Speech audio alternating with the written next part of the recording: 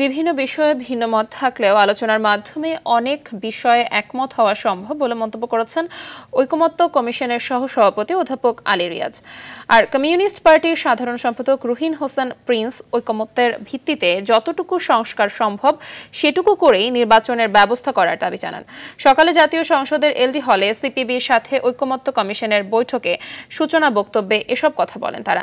একটি গণতান্ত্রিক ও জবাবদিহিমূলক রাষ্ট্র কাঠামো দাঁড় করানোর জন্য সবাইকে আন্তরিকভাবে কাজ করার আহ্বানও জানান আলী রিয়াজ।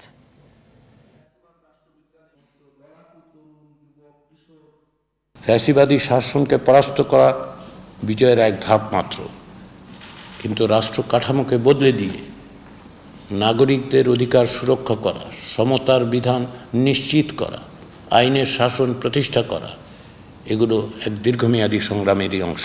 বিভিন্ন বিষয়ে ভিন্ন মত থাকলেও আমরা অনেক বিষয়ে একমত হতে পারবো এবং অগ্রসর হতে পারবো।